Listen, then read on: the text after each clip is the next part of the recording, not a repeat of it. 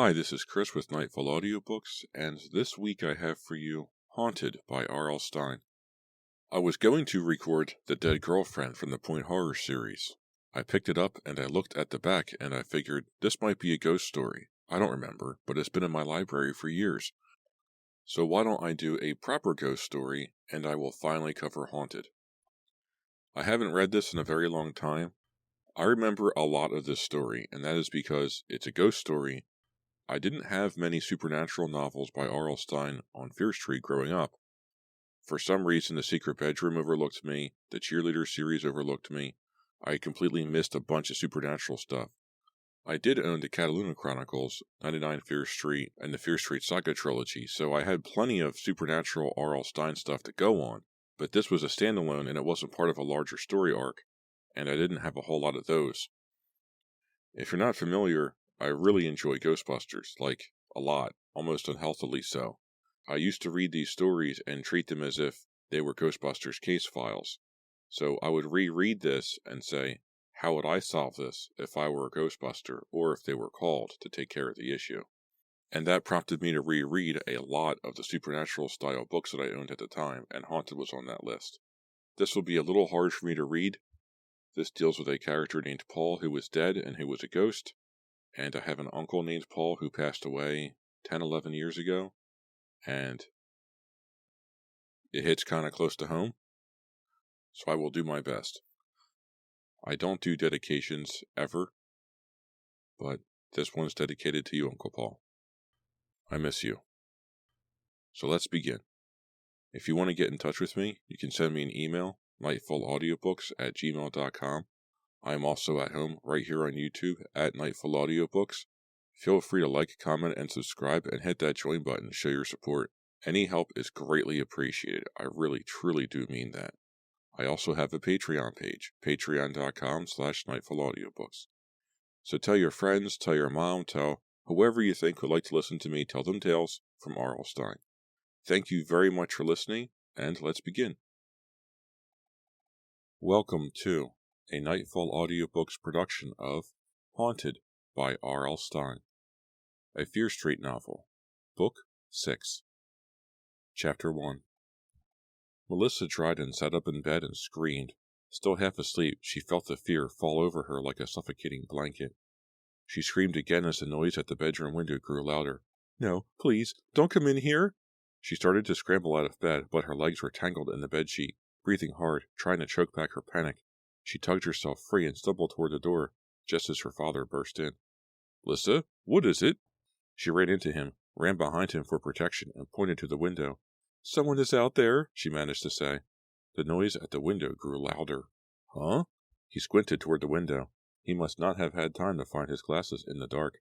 He heard the noise. He shook his head as if trying to wake himself up, then pulled the belt on his flannel bathrobe tighter. Melissa tried to stop him, but he plunged ahead toward the window. "No, Dad, wait!" He was always so reckless. Didn't he ever stop to think about the danger?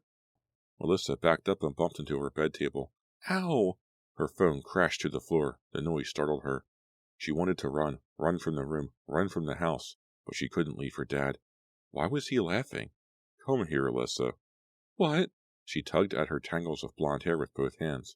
"I said come here." "What is it?" She took a few hesitant steps toward the window. Mr. Dryden, smiling and shaking his head, held back the curtains with one hand and pointed outside with the other. "Here's your prowler." Melissa heard the tapping noise again, a loud tapping followed by a scraping sound. Still halfway across the room, she didn't go any closer. "It's a tree branch, right?" "Right."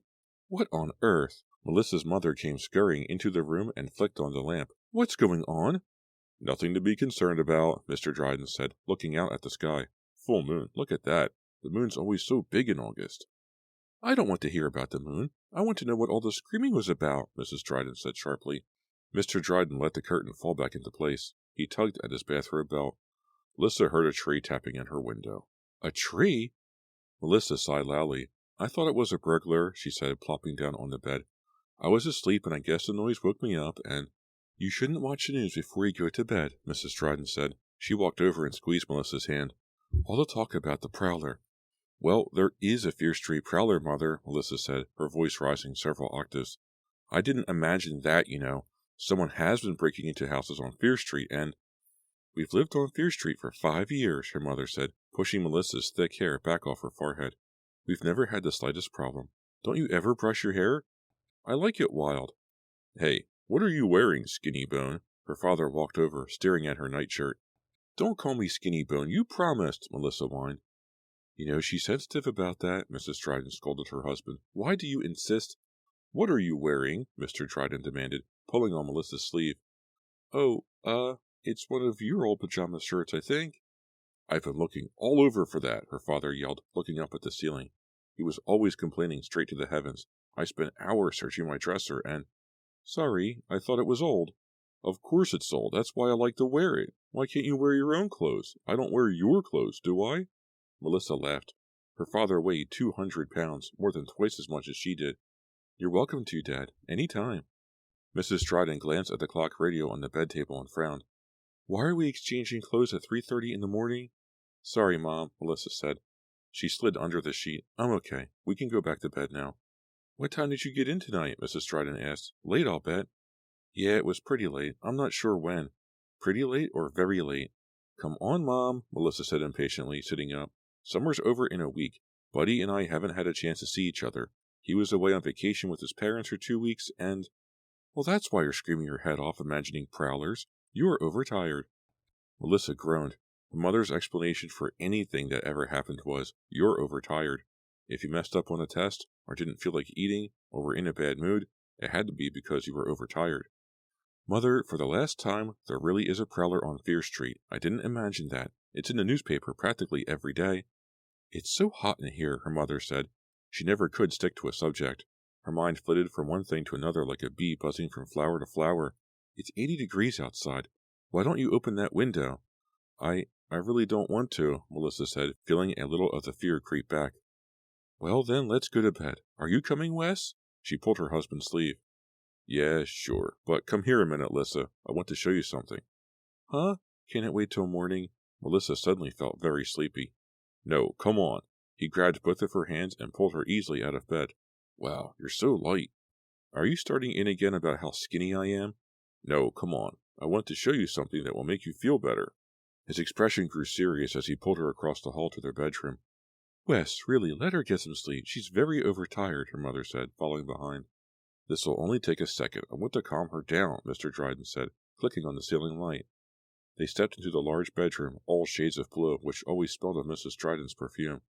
Melissa's father pulled her to his bed table and then let go of her hands. He pulled the drawer of the bed table out nearly as far as it would go and reached into the back of the drawer. Here it is, he said, a grim smile on his round face. He held up a small silver pistol. Melissa's mouth dropped open in surprise. A gun? Is it real? Mr. Dryden dropped it into her hand. It felt much heavier than it looked, and it was cold to the touch. Of course it's real, and it's loaded. Melissa shuddered and quickly handed the gun back to him. Hey, don't look so terrified. He spun the gun around on his finger. You know, I've been hunting since I was 10. I know a thing or two about guns. Put it away, Wes, Mrs. Dryden said from the other side of the bed. She yawned loudly. I bought it right after I read the first news story about the Fear Street Prowler. I just wanted to show Lissa that if he ever does try to break in here, I'll be ready for him. Thanks, Daddy, Melissa said, pushing a tangle of hair off her face. Normally she would have made a joke or said something sarcastic, but she was just too tired. The gun is always here in this drawer, Mr. Dryden said, carefully replacing it and sliding the drawer shut. Good night, Melissa said. Good night. Her mother was already under the covers. I want that shirt back tomorrow, Mr. Dryden called after her. Melissa crept back to her room, turned off the lamp, and climbed into bed. The tree branch was still tapping gently against the window pane. She pulled the covers up over her head and tried to ignore it. She turned onto her back, then after a few minutes slid onto her side. Despite her weariness, she couldn't fall asleep. What a terrible night. First the argument with Buddy, then the false alarm about the prowler. She thought about Buddy. She had been so glad to see him. It had been 2 whole weeks after all. He looked so tan, so handsome after 2 weeks at the beach. They had so much to talk about. So she hadn't minded when he suggested they borrow his dad's car and drive up to River Ridge to talk. River Ridge, high above the Connonoka River, was one of the prettiest spots in Shadyside. It was also the favorite makeout spot of kids from Shadyside High. Buddy drove really fast. Melissa had to plead with him to slow down. He pulled into a secluded spot overlooking the river and cut the engine and lights. So, tell me about your vacation. Did you meet any cute girls? Melissa teased. Instead of replying, Buddy had pulled her close and wrapped his arms around her. They kissed, a long, lingering kiss. Buddy, I thought we came up here to talk. I haven't seen you for weeks. He pushed her hair back behind her shoulders with both hands. We can talk later. No, Buddy. No, Buddy. But he didn't want to take no for an answer. Before Melissa even realized it, he had slipped a hand under her blouse. Move your hand. She pulled away from him. Come on, Buddy. She reached for the door handle. He looked very surprised. Hey, what are you doing? I thought you'd be glad to see me. I said I wanted to talk. He apologized, and then apologized some more. But as far as she was concerned, the evening was ruined. What was the matter with him anyway? He had never acted like that before. Let's start over, he suggested, looking very unhappy. They tried to have a normal conversation then, but it just didn't work. Melissa still felt surprised and angry, and Buddy was obviously angry too. A short while later, they drove home in silence. As Buddy pulled up the drive, he apologized again. He really sounded as if he were sorry. She kissed him quickly on the cheek and ran into the house, more upset with herself than with him. Now, as she turned over in bed, trying to get comfortable, feeling very hot, her hair wet and matted against the back of her neck, she blamed herself for spoiling their reunion date. Maybe she had overreacted. Sure, he came on too strong a lot of the time. Sure, he could be pushy, even selfish at times. But he really did care about her, and most of the time he was a great guy. If only she could stop thinking and get to sleep. It must be after 4 a.m. She punched the pillow, fluffing it up. The tree limb tapped against the window, 3 short taps. She pictured her father removing the pistol from the bed table drawer with that grim smile. The silver pistol. She saw him spin it on his finger. The gun is always here in this drawer, he had said. Despite the heat of the room, Melissa shuddered. There was something so frightening about that little silver pistol, lying there in the drawer, just waiting to be used. Chapter 2. Maybe I should tie my hair back, Melissa thought. Lying on her stomach on her bed, trying to read a book, she pulled at her hair with her free hand and kept pushing strands out of her face. Why don't you get it cut before school starts? Her best friend Della O'Connor had asked a few days earlier. Della had perfect hair, straight, black, and long, past her shoulders, and it always fell perfectly into place. I like it wild like this, Melissa had replied. After all, what good was hair if you couldn't toss it, pull it, play with it, and swing it around? Melissa didn't want perfect hair. She wanted hair with personality. If only it would stay out of her eyes while she read. And why am I reading this Stephen King novel? She asked herself. There I was, scared silly by a twig on the window last night, and this afternoon I'm reading this creepy book. She read a little longer, then looked up. The room suddenly felt cold. Had she imagined it? No, the air was cold, as if a wintry breeze had blown in. She looked at the window. The afternoon sun was still high in the sky. The curtains weren't blowing. There was no breeze at all. Still cold, she closed the book and stood up. Shadows from the trees outside her window played against the wall. She heard the front door slam downstairs. I'm home, her father yelled. He's home early, she thought. What's going on? Lissa, are you home? He was calling from the foot of the stairs. Yes, I'm here, Daddy. Forgetting about the strange chill in the room, she tossed the book on her bed and hurried down the stairs. The air felt warm as soon as she left her room. Mr. Dryden, his eyeglasses sliding down his nose as usual, watched her descend the stairs with a strange smile on his face. What's that smile for, Daddy? Aren't you home a little early? He put on a phony hurt expression. Aren't you glad to see me? No, not at all, she replied with a straight face. Well, I think you'll be glad when you see what I have for you. Where's your mother? She flew to Florida. She wants to surprise you with a tan at dinner. What do you have for me? No, really, where is she? At the mall. Where else? He looked disappointed. Oh, well, I can't wait for her. I have to show you. He remained where he was and slowly pushed his glasses up. They slid right back down his nose. Show me what? Come on. Are you deliberately keeping me in suspense? He laughed. Maybe I am. Maybe I should make you guess what your birthday surprise is. Birthday surprise? But my surprise isn't until Friday. She frantically tried to think of what he could have bought her. He hadn't even asked what she wanted. What did she want? She couldn't think of anything. A new Walkman, maybe. Some CDs. Maybe I'll make you wait till Friday, he said, obviously teasing. Let's change the subject. He loosened his tie and started to remove his suit jacket. No way, Melissa cried. You started this. Now come on, Dad, cough it up. He reached into his suit jacket pocket and dropped a set of keys into her hand. Okay, there you go. Happy birthday. Melissa stared down at the keys, confused. What's this? Look. He pulled open the front door. Sitting in the driveway was a shiny blue Pontiac Firebird.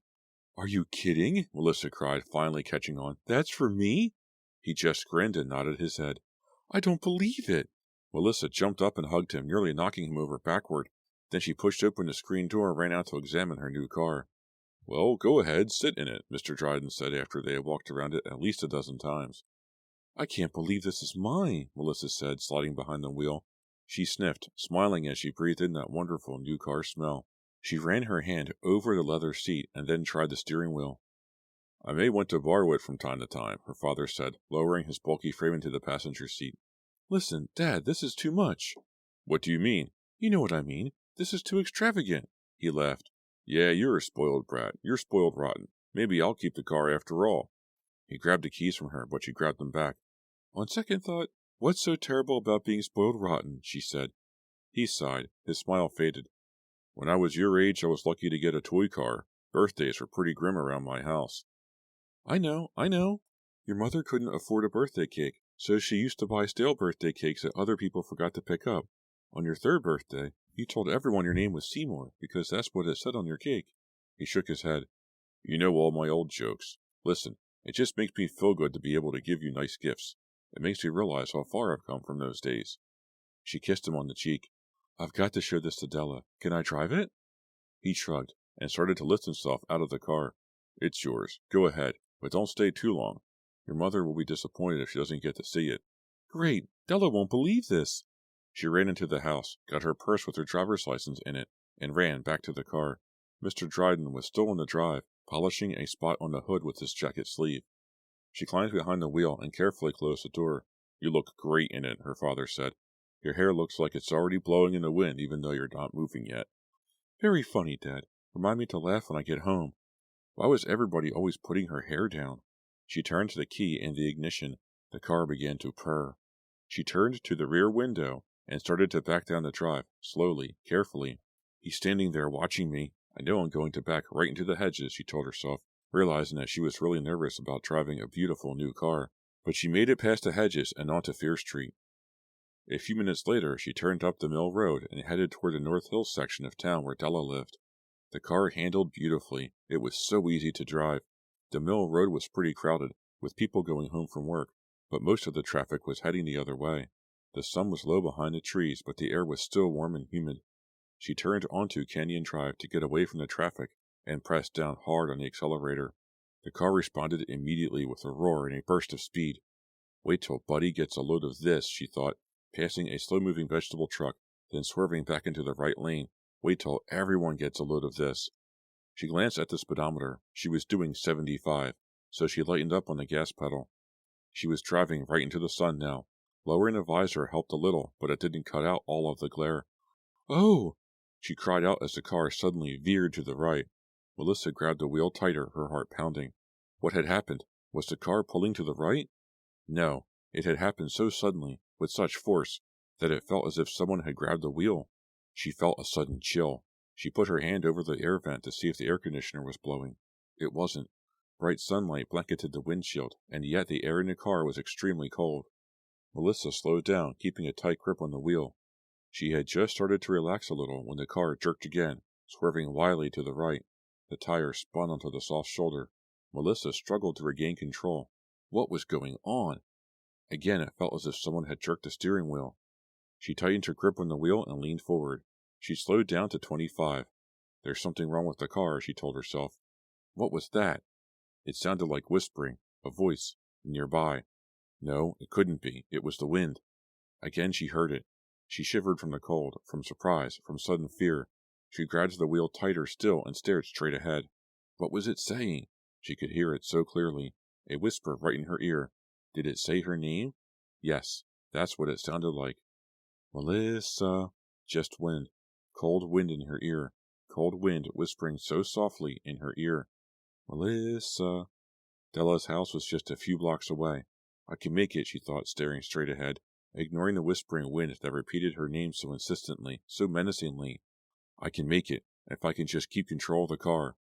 No, she cried, as the car swerved hard, this time to the left, crossing the center lane into the path of an onrushing oil truck. Chapter 3. Happy birthday, Lissa. Hi, Della. You're late. Everyone's here already. It was Friday evening. Melissa's house was filled with kids. Della stepped into the front hallway. There was a loud crash from the den, followed by laughter. Sounds like I'm just in time, Della said, handing Melissa a present, a flat rectangular box wrapped in red and blue tissue paper. It's a car, she said. I thought you could use two. Don't mention my new car, Melissa said, rolling her eyes. Only 2 days old and in the garage already. Did they find out what's wrong with the steering? No, they can't find anything wrong. Daddy told them to keep looking till they find it. He's more upset than I am. And I'm the one who was almost killed by that oil truck. Hey, where's Pete? Here I am. Pete Goodwin popped up behind Della, a broad smile on his handsome face. Happy birthday. He handed Melissa a small flat package, obviously a CD. Hope you like Weird Al. Oh, get real, Pete, Della said, poking him hard in the ribs with her elbow. It isn't Weird Al, she told Melissa. Pete shrugged. Della told me you were into Weird Al.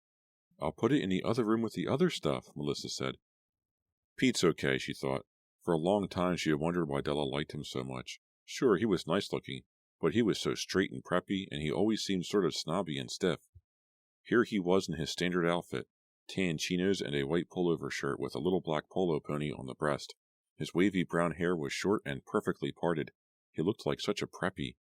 But after spending a lot of time with Pete and Della, Melissa had decided her first impressions of Pete were wrong. He was really nice and very smart, and he loosened up a lot after he got to know you. Della, of course, looked as beautiful as ever. Her straight black hair, tied loosely by a plain white ribbon, fell softly down her back. Her silky green blouse matched her eyes. Her black straight-legged jeans showed off her perfect model figure. Melissa tugged at both sides of her frizzy blonde hair, which she had actually tried to brush before the party. I'm not going to be jealous of Della, she thought, staring at Della's hair as she followed them into the large and noisy den. I'm not going to be jealous, not on my birthday. Hey, Lissa, good party, Marnie Foster called. The stereo was cranked up really loud, and she was dancing in the middle of the crowded room with Billy Clausen. Billy was such a bad dancer. He looked like a penguin bobbing from side to side. Melissa had dated Billy for a while in her freshman year. Watching him flop around to the music with Marnie, she couldn't imagine why. You got any more chips? David Metcalf called. He was sitting in an armchair in the corner, holding the potato chip ball in his lap, stuffing his face. Chrissy Monroe reached out from behind the armchair, grabbed the potato chip ball, and dumped it over David's head. He protested loudly and blindly reached for Chrissy, but she was already halfway across the room. Hey, where's Buddy? Della asked, leaning close to Melissa and shouting to be heard over the music. Good question, Melissa thought. He's late, she shouted, so what else is new? Buddy wasn't the most punctual person in the universe, but Melissa was disappointed that he hadn't tried to be on time for her birthday party. She looked around the room and realized Buddy would be the last to arrive. Can he still be mad at me about the other night? She wondered, glancing up at the clock over the mantelpiece. No, he had been very apologetic, and he had called her the next day, and they'd had a nice long talk. Stop being so nervous, she scolded herself. It isn't even that late. She thought she heard the doorbell. It was impossible to hear anything over the loud music and the even louder voices. She started out of the den, and there was Buddy, grinning at her from the doorway. He was wearing a sleeveless blue t-shirt and white tennis shorts, obviously showing off his tan. He looks great, Melissa thought, rushing up to greet him. Hi. He kissed her quickly and shoved a small box wrapped in silver into her hand. Go ahead, open it. No, she squeezed his hand. I'll open it later. With all the others? He gave her his hurt look. She leaned against him and whispered in his ear. Stay after everyone's left. I'll open it then. Hey, Buddy, David Metcalf yelled from the chair. But I know what you're giving Melissa for her birthday. He said it real suggestively, with a dirty leer in his face, and everyone laughed. Shut up, Metcalf, Buddy shouted, but he was laughing too. Melissa punched him playfully on the chest, and he staggered backward. Any more chips? Metcalf called, holding up the empty ball. Turn the music up, someone yelled. I can still hear Metcalf. Marnie Foster had gone over to the window to talk to friends, but Billy Clausen was still dancing, all by himself. He pulled Chrissy Monroe into the center of the room, but she stood and stared at him, refusing to dance. It didn't seem to bother Billy, who didn't slow down, holding on to both of Chrissy's hands as he bobbed about. Finally, Chrissy's boyfriend, Ira Hewlett, came over to rescue her. A slow number came on, and a few more couples started dancing. Melissa had to laugh. Pete was standing straight as a broomstick as he danced with Della. She had her eyes closed and didn't seem to mind. Melissa looked for Buddy, thinking he might want to dance, but he was in a corner talking heatedly to Normie Schrader. They were both demonstrating forehand swings, so Melissa figured they were talking tennis, which both of them were fanatics about. The party was going really well. Everyone seems to be having a great time. Melissa relaxed and enjoyed it too. The next time she looked at the clock, it was past 11:30. Uh-oh, she thought. She promised she'd try to have everyone out of the house by midnight. Cake time, she cried and turned off the stereo. Cake time! Come on, everybody into the dining room. You sure know how to spoil a party, David Metcalf yelled. Everyone hissed him down. Just for that, I'm not going to sing, David grumbled.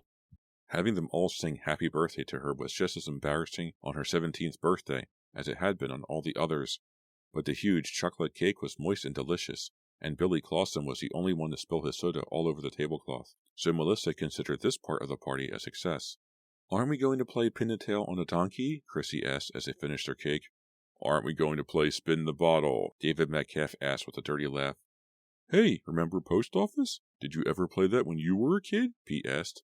I played it last week, Billy said, and everyone laughed. How about Dirty Doctor? Melissa asked. Great game, everyone agreed. My dad's a doctor, Normie said, so I used to play with a real stethoscope. Ooh, wow. Everyone seemed really impressed. How do you play? Marnie asked innocently. That got the biggest laugh of the night. Billy jumped up and started to pull her away from the table. Come in the other room. I'll show you. I'll even let you be the patient. This got an even bigger laugh. No time, Melissa cried, swallowing her last mouthful of cake and jumping to her feet. You've all got to be out of here 10 minutes ago. Party pooper, someone yelled. Open the presents, David shouted. Open the presents, open the presents. A few of her friends took up the chant. Okay, sorry, I almost forgot. Sure, you already got a car. Why should you care about our presents? Buddy said. Nice, Buddy. Melissa knew he was only joking, but for some reason the joke annoyed her. Her friends often gave her a hard time because her family was wealthy. They were always making cracks. She didn't expect to hear them from Buddy, too. Come on, I put them all in the downstairs guest bedroom, Melissa said. We'll have to hurry. My parents will be home soon, and I promised you'd be out of here when they got back. We can take a hint, David said. Buddy put his arm around her shoulders as she led them to the guest bedroom. She immediately forgave him for his stupid remark. I stacked all the presents on the bed, Melissa said to no one in particular, and I think we can... She clicked on the light, looked at the bed, and gasped. Oh no! Everyone pushed into the room. What's going on? What happened? Who did that? The room grew silent as everyone stared at the bed. The presents were scattered over the bed and floor. They had all been ripped open. Melissa was kissing Buddy goodnight in the den when her parents walked in. The party's still going on? Mrs. Dryden asked. Buddy, embarrassed, pulled away from Melissa and jumped up from the couch. I was just, going. How was the party? Mr. Dryden asked, walking over to the potato chip bowl, visibly disappointed to find it empty. Great, Melissa said quickly. She had decided not to tell her parents about the presents being ripped open. Why bother them with something so silly? I think everyone had a good time. Yeah, it was great, Buddy repeated, inching toward the front hall. Too bad about your rug, and the wallpaper, and those dishes. What? Melissa's mother looked as if she were about to have a heart attack. Buddy's kidding, Mom, Melissa said, walking over and giving Buddy a hard shove. Aren't you used to his bizarre sense of humor yet? I don't think I'll ever get used to it, Mrs. Dryden said, slumping into a chair. Did they eat all the potato chips? Mr. Dryden asked, turning over another large plastic bowl upside down. When the potato chips ran out, they ate the bowls, Buddy said. Buddy, go home, Melissa groaned. Where'd you get that beautiful silver pendant? Mrs. Dryden asked, walking over and lifting it off Melissa's neck to examine it more closely. Buddy gave it to me. Very nice. Mrs. Dryden looked at Buddy as if seeing him for the first time. What good taste. Did someone help you pick it out, Buddy? Good night, everyone, Buddy said, and made a hasty exit. Strange kid, Mrs. Dryden muttered. What? Melissa asked. Beautiful pendant, her mother said, lifting it up and turning it over to read the back. Mom, please, you're choking me. After telling them a few more details about the party and thanking them for letting her take over the house, Melissa went upstairs to bed. She got undressed, pulled on her father's old pajama shirt that she had failed to return, clicked off the lamp, and slid under the covers, feeling tired but not sleepy. The window was open. It was a cool night. The first hint that autumn was on its way. A gentle breeze blew the curtains out, then they fell back. The air smelled sweet and fresh. The street light at the end of the yard cast a yellow light in the room. Melissa stared at the moving shadows on the wall. Who could have done it, she wondered. Who could have ripped apart her presents and left them strewn all over the room? Her friends all seemed terribly shocked by the sight in the guest bedroom. She hadn't seen any of them leave the den or living room. Besides, they were her friends, all people who liked her. No one there would do anything that mean to her. The only other person in the house was Marta, the housekeeper, but she was busy in the kitchen, working to keep the food for the party coming and washing the plates and glasses. It couldn't have been Marta. Then who? And more importantly, why? Why would someone sneak into the bedroom and tear open every package? To ruin the party? Just to make Melissa feel bad? It made no sense, none at all. Melissa ran her hand over the silver pendant Buddy had given her. It felt smooth and cool in her hand. I'm going to wear it all the time, she thought. I'm never going to take it off. Even her mother had been impressed by it. Suddenly, the room felt cold again. I guess I'd better close the window, Melissa thought. She sat up and started to climb out of bed. Such a chilling cold to come on so suddenly. She lowered her bare feet to the carpet and looked up. A young man stepped out of the shadows at the foot of her bed. She couldn't see his face. The light from the window formed an outline around his dark form. She could see that he had long, dark hair and narrow shoulders. He had no face, only the blackness of night where his face should have been. "Who are you? What are you doing here?" she cried. He didn't reply. He moved around the bed, walking slowly toward her. The Fear Street prowler, she thought. She drew in her breath and screamed at the top of her lungs.